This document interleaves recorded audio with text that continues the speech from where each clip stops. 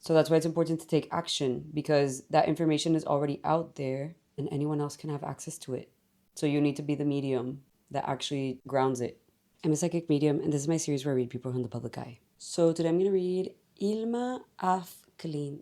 Now, I don't know much about her, but she's been suggested a lot, especially because she was a painter who would actually use mediumship to paint, which I find very interesting. So I'm just curious about whatever comes up with her. This is going to be a different kind of reading because she's just asking me to channel her, so I'm just going to do that.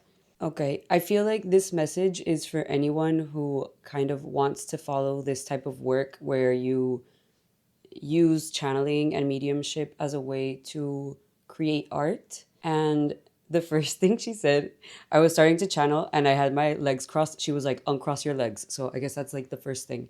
Okay. She's saying that it's easier to channel when our physical body is in alignment. So she's like showing me like feet on the ground, uh, hands over knees or over legs, straight back. And she's also showing me how breathing is very important. So she's showing me how the breath goes like in an oval. And she says like you inhale, you go up and then you go down. You go up and then you go down. So it's inhale goes up, exhale goes down, inhale goes up, exhale goes down. And she's saying that that kind of gets you like in a trance or meditative state.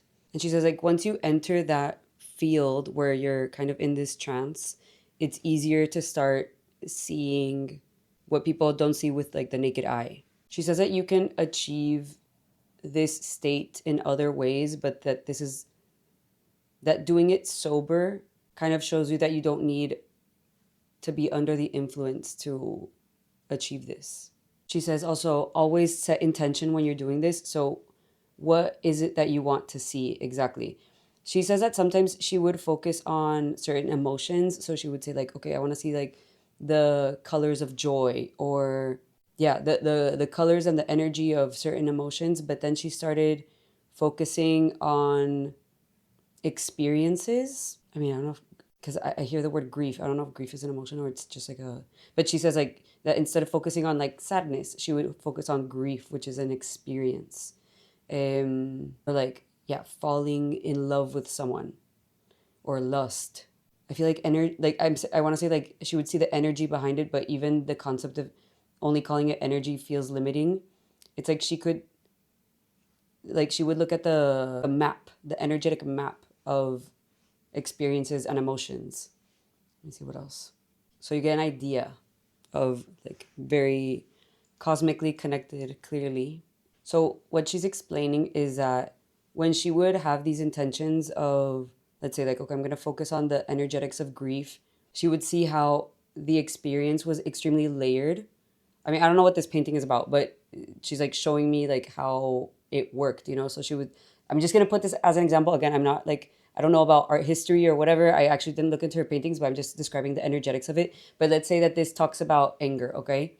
Or no, it wouldn't be just the emotion. It would be like something over time. So let's say that this is, I don't know, let's say revenge or whatever.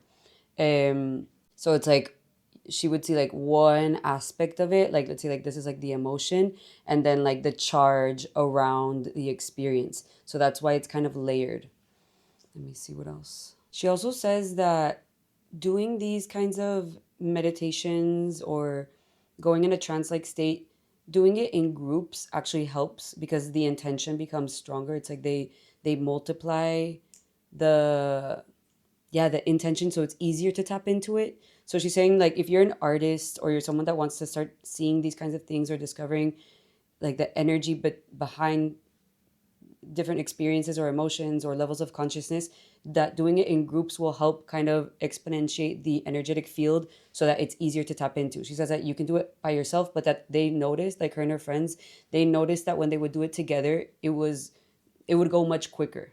And just as an ending note, she says, remember that none of which you paint or channel onto earth is truly yours. You are just channeling. So a part of being able to channel this is acknowledging this also as like an act of humility, knowing that you weren't the creator, you were simply the medium.